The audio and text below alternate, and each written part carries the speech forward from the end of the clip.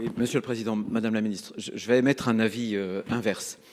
Parce que dans cette foire aux taxes auquel on a assisté depuis des semaines, l'une des initiatives fiscales qui a le plus choqué, à part la taxe Zuckman, mais la taxe Zuckman n'était pas d'origine gouvernementale, ça a été la taxe sur les holdings et notamment les holdings familiales. Pourquoi?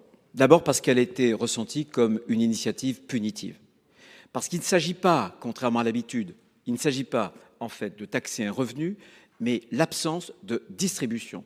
En clair, les géniaux inventeurs, si j'ose dire, ont considéré qu'il fallait taxer l'entrepreneur sur ce qu'il aurait pu percevoir, qu'il ne va pas percevoir, parce qu'il va différer son investissement pour des investissements futurs.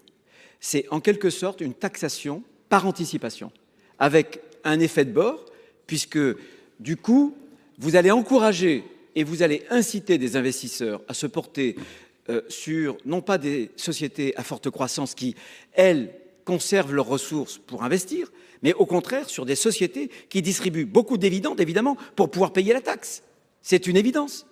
Deuxième élément, punitif, ensuite, c'est une aussi taxe qui paraît totalement injuste, puisque le seuil de participation, ça ne va pas toucher les petits patrimoines, les gros patrimoines. Les gros patrimoines, ça les exonère, puisqu'ils sont toujours au-dessus de 5%. Les patrimoines beaucoup plus modestes sont souvent en dessous de 5%. C'est en cela que c'est injuste. Et enfin, troisièmement, elle est fragile, cette taxe, sur le plan juridique, parce que vous allez traiter deux contribuables, par exemple, même patrimoine, selon que l'un investira différemment, directement, ou que l'autre investira par le biais des holdings, ils seront traités différemment. Et enfin, c'est confiscatoire, il n'y a pas de plafonnement. J'ai deux exemples que je pourrais citer. L'un, chef d'entreprise, ça reviendrait à taxer à 120%, et l'autre à 262% de ses revenus. C'est la raison pour laquelle, en plus, c'est une taxe qui taxe des entreprises familiales qui sont dans tous nos territoires. Et je pense qu'il faudra se rallier aux avis du rapporteur général et de notre collègue Lavarde.